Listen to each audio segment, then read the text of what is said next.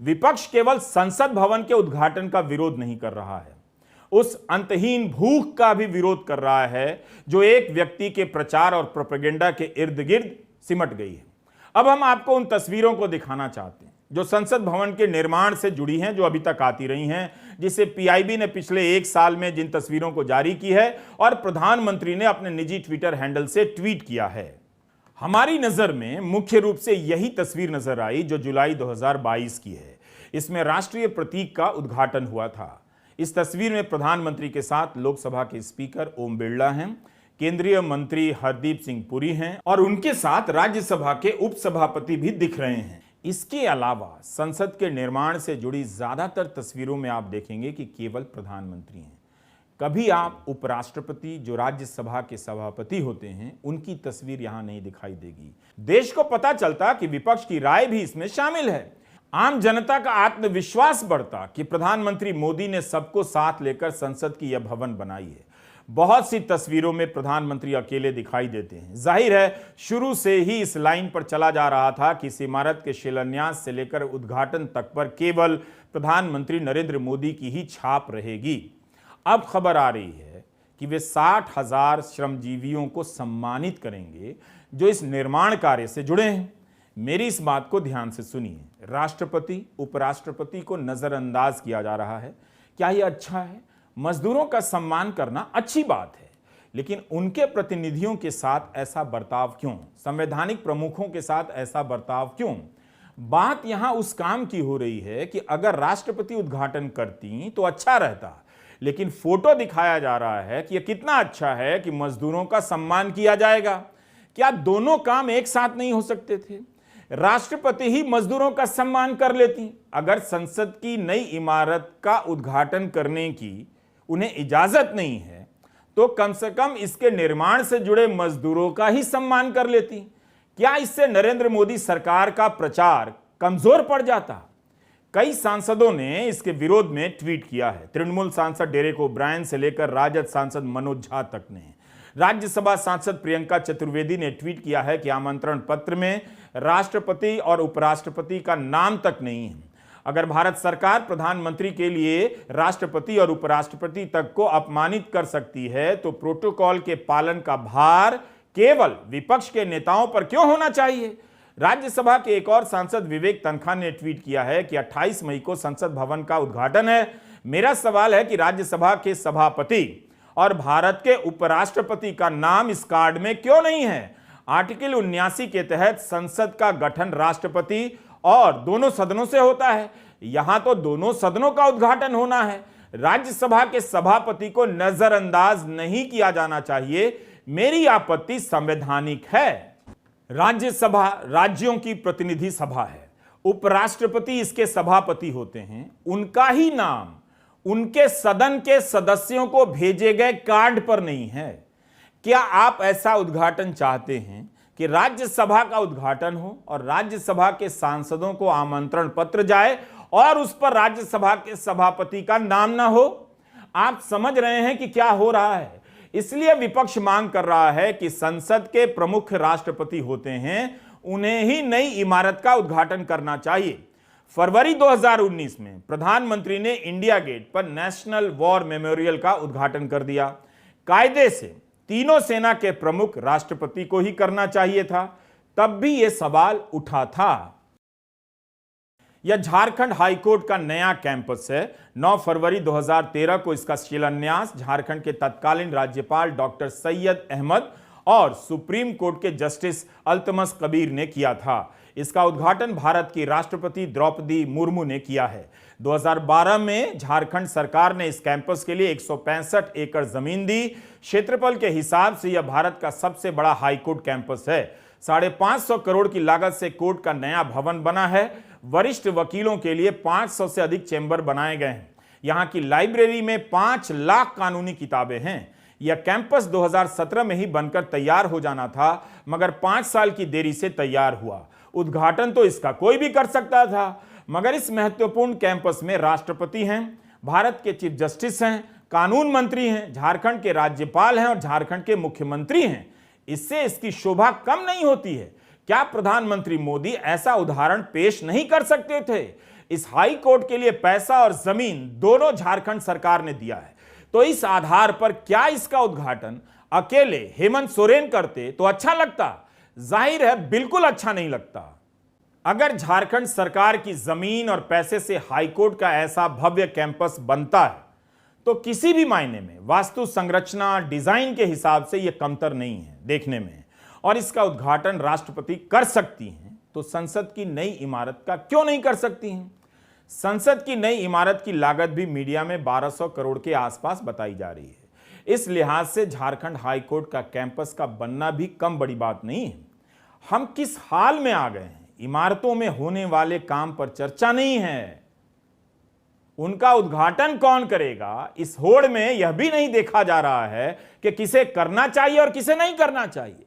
Jharkhand high court के उद्घाटन के संदर्भ में कांग्रेस नेता जयराम रमेश ने एक ट्वीट किया है कि 24 मई को राष्ट्रपति द्रौपदी मुर्मू ने झारखंड हाईकोर्ट के कॉम्प्लेक्स का उद्घाटन किया।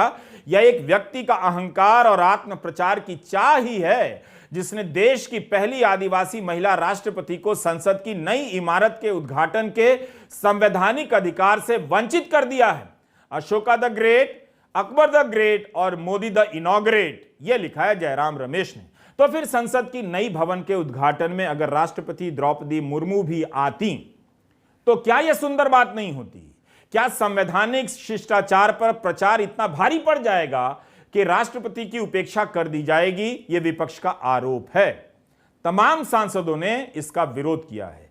राहुल गांधी ने ट्वीट कर लिखा है कि राष्ट्रपति से संसद का उद्घाटन ना करवाना और ना ही उन्हें समारोह में बुलाना यह देश के सर्वोच्च संवैधानिक पद का अपमान है।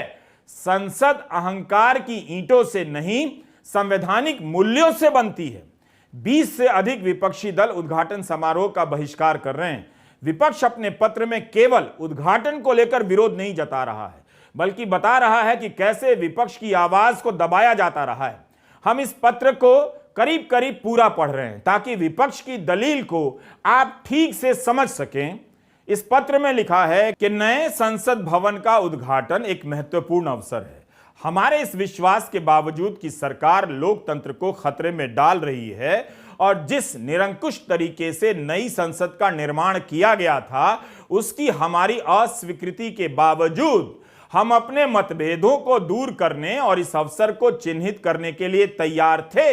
हालांकि राष्ट्रपति मुर्मू को पूरी तरह से दरकिनार करते हुए नए संसद भवन का उद्घाटन करने का प्रधानमंत्री मोदी का निर्णय न केवल एक गंभीर अपमान है बल्कि हमारे लोकतंत्र पर सीधा हमला है जो इसके अनुरूप प्रतिक्रिया की मांग करता है। भारत के संविधान के अनुच्छेद 79 में कहा गया है कि संघ के लिए एक संसद होगी जिसमें राष्ट्रपति और 2 सदन होंगे जिन्हें क्रमशः राज्यों की परिषद और लोगों की सभा के रूप में जाना जाएगा।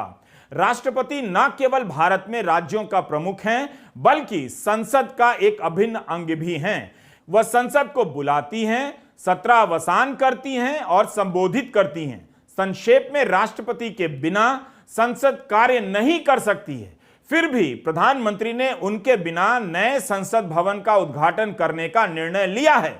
यह अशोभनीय कृत्य राष्ट्रपति के उच्च पद का अपमान करता है और संविधान के पाठ और भावना का उल्लंघन करता है। यह सम्मान के साथ सबको साथ लेकर चलने की उस भावना को कमजोर करता है जिसके तहत देश ने अपनी पहली महिला आदिवासी राष्ट्रपति का स्वागत किया था। संसद को लगातार खोखला करने वाले प्रधानमंत्री के लिए अलोकतांत्रिक कृत्य कोई नई बात नहीं है। संसद के विपक्षी सदस्यों को अयोग्य, निलंबित और मौन कर दिया गया है जब उन्होंने भारत के लोगों के मुद्दों को उठाया। सत्ता पक्ष के सांसदों ने संसद को बाधित किया है। 3 कृषि कानून सहित कई विवादास्पद विधेयक को लगभग बिना किसी बहस के पारित कर दिया गया है और संसदीय समितियों को व्यावहारिक रूप से निष्क्रिय कर दिया गया है। नया संसद भवन सदी में एक बार आने वाली महामारी के दौरान बड़े खर्चे पर बनाया गया है जिसमें भारत के लोगों या सांसदों से कोई परामर्श नहीं किया गया है जिनके लिए यह स्पष्ट रूप से बनाया जा रहा है। जब लोकतंत्र की आत्मा को संसद से निष्कासित कर दिया गया है तो हमें नई इमारत में कोई मूल्य नहीं दिखता। हम नए संसद भवन के उद्घाटन का बहिष्कार करने के अपने सामूहिक निर्णय की घोषणा करते हैं। हम इस निरंकुश प्रधानमंत्री और उनकी सरकार के खिलाफ शब्दों और भावनाओं में लड़ना जारी रखेंगे और अपना संदेश सीधे भारत के लोगों तक पहुंचाएंगे। Congress, RJD, DMK, JDU, AAP, NCP, Shiv Sena, Uddhav, CPI, CPM, National Conference, SP, MDMK, Rashtriya Lok Dal और झारखंड मुक्ति मोर्चा समेत करीब 20 पार्टियों ने बहिष्कार का ऐलान किया है। बाद में इसमें तेलंगाना में सरकार चला रही बीआरएस भी शामिल हो गई। आम आदमी पार्टी ने इसे शुभ अशुभ और पवित्र बनाम अपवित्र से जोड़ दिया है। दिल्ली के मुख्यमंत्री अरविंद केजरीवाल ने ट्वीट किया है कि राम मंदिर के शिलान्यास के समय तत्कालीन राष्ट्रपति रामनाथ कोविंद को नहीं बुलाया गया। नए संसद भवन के शिलान्यास के समय भी मोदी जी ने राष्ट्रपति रामनाथ कोविंद को नहीं बुलाया। अब नए संसद भवन के उद्घाटन को भी मौजूदा राष्ट्रपति श्रीमती द्रौपदी मुर्मू के हाथों से नहीं करवा रहे। देश भर का एससी और एसटी समाज पूछ रहा है कि क्या हमें अशुभ माना जाता है, इसलिए नहीं बुलाते। लेकिन बसपा नेता मायावती ने संसद भवन के उद्घाटन का समर्थन कर दिया है। बसपा ने देश हित और जनहित के मुद्दों पर केंद्र की सरकार का समर्थन करने का अपना पुराना इतिहास दोहराते हुए कहा कि 28 मई को संसद के नए भवन के उद्घाटन को भी इसी संदर्भ में देखते हुए पार्टी इसका स्वागत करती है। बीजेपी के साथ YSR Congress party, Telugu Desam party, Biju Janata Dal और शिरोमणि अकाली दल आदि भी इस समारोह में शामिल होंगे। बीजेपी ने विपक्ष की निंदा की है और कहा है कि यह अपमानजनक है। यह हमारे महान राष्ट्र के लोकतांत्रिक लोकाचार और संवैधानिक मूल्यों का घोर अपमान है। मोदी सरकार के केंद्रीय मंत्री हरदीप सिंह पुरी ने इसके जवाब में एक दलील दी है। कहा है कि विपक्ष को याद करना चाहिए कि 24 अक्टूबर 1975 को प्रधानमंत्री इंदिरा गांधी ने पार्लियामेंट एनेक्स का उद्घाटन किया। 15 अगस्त 1987 को राजीव गांधी ने संसद की लाइब्रेरी की आधारशिला रखी। बात हो रही है संसद की नई इमारत की। सवाल हो रहा है कि इस नई इमारत का उद्घाटन राष्ट्रपति को करना चाहिए, क्योंकि संसद की प्रमुख वही हैं, और जवाब दिया जा रहा है कि एनेक्स बिल्डिंग और लाइब्रेरी का उद्घाटन किसने किया, आधारशिला किसने रखी। केंद्रीय मंत्री हरदीप सिंह पुरी यह भी बता सकते थे कि प्रधानमंत्री मोदी ने 31 जुलाई 2017 को संसद परिसर में, उसी संसद परिसर में एक नई इमारत का उद्घाटन तो किया था। यह इमारत उसी एनेक्स बिल्डिंग का विस्तार, जिसका उद्घाटन इंदिरा गांधी ने किया था। तब तो कोई विवाद नहीं हुआ प्रधानमंत्री मोदी को लेकर। इसमें अकेले प्रधानमंत्री नहीं थे। इंडियन एक्सप्रेस की इस रिपोर्ट को देखिए, उनके साथ कई मंत्री भी थे। छत्तीसगढ़ के मुख्यमंत्री भूपेश बघेल ने यही सवाल तो उठाया है कि एक परिसर में अतिरिक्त भवन का उद्घाटन करना अलग बात है, संसद का उद्घाटन करना, उसकी नई इमारत का उद्घाटन करना अलग बात है। आप एनेक्स या लाइब्रेरी के उद्घाटन से संसद की इमारत के उद्घाटन के सवालों का हिसाब बराबर नहीं कर सकते हैं। मैं पाखंड बताना चाहती हूं नरेंद्र मोदी का। जब दलित राष्ट्रपति थे, बहुत ढोंग रचा गया, बहुत ढोल पीटा गया इधर उधर, लेकिन नींव डालते वक्त रामनाथ कोविंद जी को नहीं बुलाया गया। द्रौपदी मुर्मू जी के नाम को भी बहुत भुनाया गया, लेकिन उद्घाटन के वक्त उनको ना बुलाना इस देश की राष्ट्रपति महामहिम का घोर अपमान है और इसका हर पॉलिटिकल पार्टी विरोध करती है। तो इतिहास तो रचा जाएगा, और इतिहास इसलिए रचा जाएगा क्योंकि जब देश की नई संसद का इनॉग्रेशन हो रहा था तो समूचा विपक्ष उसके विरोध में खड़ा था, क्योंकि वहां पर राष्ट्रपति का अपमान हो रहा था, लोकतंत्र की प्रणाली का अपमान हो रहा था, और बहुत झूठ परोसा जा रहा है। इंदिरा जी ने ये कर दिया, राजीव जी ने वो कर दिया। सबसे पहले तो संसद का इनॉग्रेशन और एनेक्स और लाइब्रेरी का दो अलग अलग बातें हैं। आपकी जानकारी के लिए बता दूं कि जिस एनेक्स की बात करी जा रही है उसका फाउंडेशन स्टोन वीवी गिरी राष्ट्रपति थे, उन्होंने ले किया था। इनॉग्रेशन इंदिरा जी ने किया। लाइब्रेरी का फाउंडेशन स्टोन राजीव जी ने ले किया था, इनॉग्रेशन केआर नारायणन जी ने किया। जब एक्सटेंशन हुआ एनेक्स का तो उसका फाउंडेशन स्टोन राज्यसभा के वाइस चेयरमैन हामिद अंसारी जी ने किया, और सोमनाथ चैटर्जी जी जो लोकसभा के स्पीकर थे, उसका इनॉग्रेशन नरेंद्र मोदी जी ने बतौर प्रधानमंत्री किया। नींव भी प्रधानमंत्री डालेंगे, उद्घाटन भी प्रधानमंत्री करेंगे, राष्ट्रपति को इससे दरकिनार करके। ट्विटर पर अजीब अजीब तरह की दलीलें दी जा रही हैं। कुल मिलाकर जेल की दीवार और सड़क की मरम्मत का उद्घाटन करने वाले प्रधानमंत्री मोदी को आप इन दलीलों से नहीं हिला सकते हैं। वे उद्घाटन करके रहेंगे। 2019 के चुनाव से पहले उन्होंने एक महीने में 150 योजनाओं का उद्घाटन कर दिया। इसमें गाजियाबाद में एक गौशाला का शिलान्यास भी शामिल है। मीडिया रिपोर्ट के अनुसार पढ़ा हूं।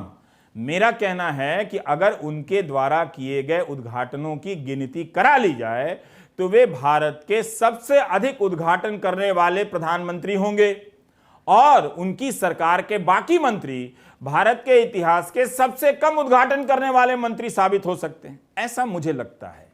नमस्कार, मैं रवीश कुमार।